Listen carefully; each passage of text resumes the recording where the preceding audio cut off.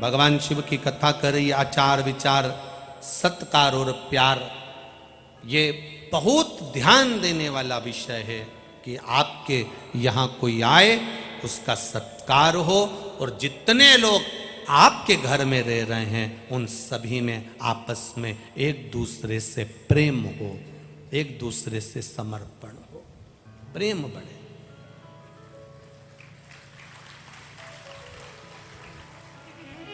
आज का जमाना बड़ा विचित्र है। मच्छर जहरीला होता है, उससे बचने के लिए मच्छरदानी लगा सकते हो। मच्छर जहरीला होता है, उससे बचने के लिए मच्छर की कॉइल लगा सकते हो, ऑल आउट लगा सकते हो। सांप जहरीला होता है तो पहचान जाते हो कि यह जहरीला है। एक हॉस्पिटल में लिखा था, मच्छर काट गया तो हम आपको बचा लेंगे, बिच्छू काट गया तो हम आपको बचा लेंगे, सांप काट गया तो हम आपको बचा लेंगे, पर कोई इंसान तुम्हें काट गया तो नहीं बचा सकता। जरा विचार करना कि क्यों लिखा। मच्छर से ज्यादा जहरीला, सांप से ज्यादा जहरीला, बिच्छू से ज्यादा जहरीला आज का मनुष्य हो गया है, जो एक दूसरे को काटने में दौड़ रहा है, एक दूसरे को मारने में दौड़ रहा है, एक दूसरे को नफरत फैला रहा है। हम कहां जा रहे हैं? हमारी सोच, हमारी वृत्ति, हमारा दृष्टि कहां जा रही है?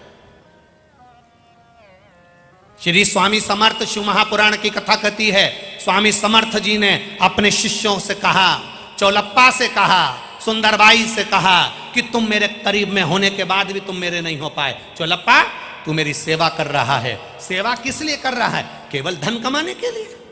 मैंने तुझे पादुका दी और तूने उसका व्यापार कर लिया।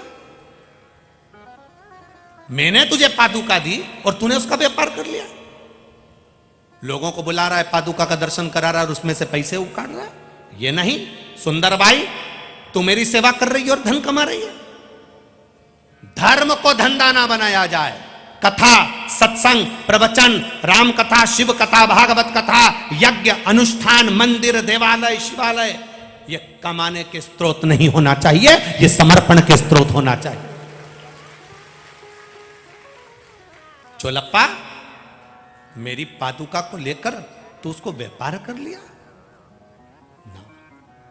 सुंदर भाई, तू मेरे दर्शन को व्यापार बना दी। आओ दर्शन करो, आओ दर्शन करो।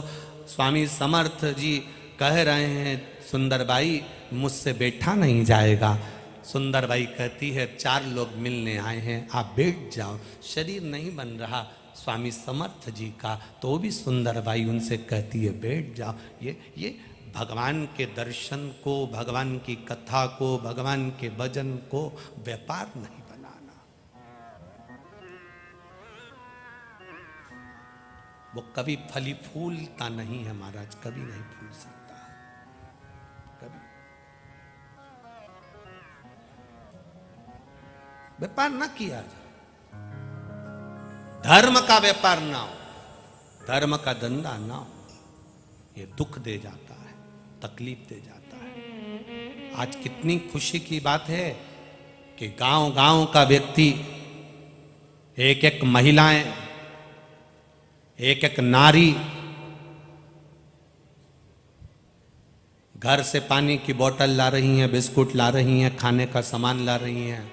कोई लाता है बांट कर चले जाता है, कोई आता है बांट कर चले जाता है। कम से कम आपने अपने धर्म को पहचाना तो सही, आपने अपने सत्कर्म को पहचाना तो सही, जाना तो।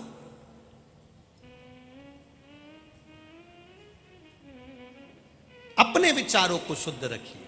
चोलप्पा, गलती करी है तूने, मेरे दर्शन को तूने मान्य करा। धन कमाने के लिए संत नहीं मिलते।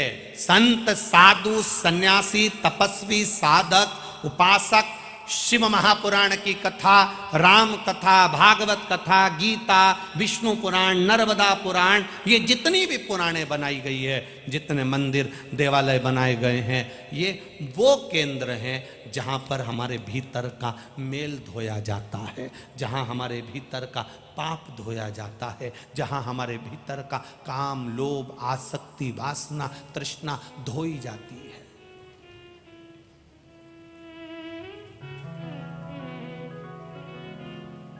धो रहा है जा वो बाथरूम में नहाते हो ना, साबुन लगा लगा के,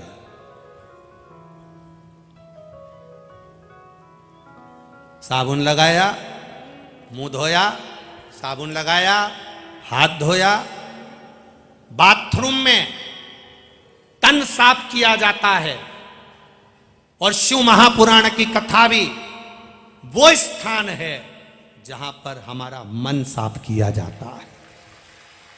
अपने मन को साफ करना है, शिव महापुराण की कथा में जाकर बैठ जाओ। 1 बजे से 4 बजे तक कथा टीवी पर आती है, उसके सम्मुख में जाकर बैठ जाओ।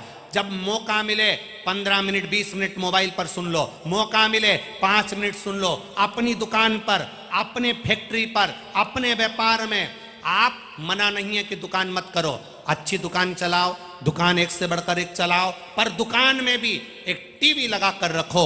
ग्राहक आ रहे हैं, व्यापारी आ रहे हैं, काम चल रहा है और धीमी आवाज में शिव महापुराण की कथा चल रही है। सामने वाला ग्राहक भी कथा सुनेगा और आपके कानों में चलते फिरते भी भगवान की कथा पहुंच गई तो जीवन सार्थक हो गया। कमाओ, कमाओ के साथ में भगवत भजन करते हो। पहले कथा में कहा था, तुम्हारी नौकरी चले, तुम्हारी दुकान चले, तुम्हारी फैक्ट्री चले तो पत्नी के जेवर बना दो, प्लाट ले लो, गाड़ी ले लो, बच्चों को पढ़ा दो, स्कूल पहुंचा दो, एजुकेशन अच्छी करा दो, तुम्हें जितना करना है कर लो। चलती हुई दुकान में पत्नी के जेवर बनाओगे तो टेंशन नहीं रहेगा। चलती हुई नौकरी में पत्नी के जेवर बनाओगे, टेंशन नहीं रहेगा। चलते हुए फैक्ट्री में पत्नी के जेवर बनाओगे, दिक्कत नहीं आएगी। पर जब तुम्हारी नौकरी चली जाए, दुकान चलना कम हो जाए, फैक्ट्री चलना कम हो जाए, तब ना तुम पत्नी के जेवर बना सकते हो, ना प्लाट ले सकते हो, ना गाड़ी ले सकते हो। चलते चलते में तुम प्लाट भी ले लो, गाड़ी भी ले लो, जेवर भी बना लो। उसी तरह बचपन, जवानी, अधेड़ी, बुढ़ापा, जब तक ये शरीर चल रहा है, जब तक ये शरीर काम दे रहा है, तब तक कथा सुन लो और भगवान का भजन कर लो और सेवा कर लो। चलते चलते में कर लो तो ये जीवन की सार्थकता हो जाए। शरीर चले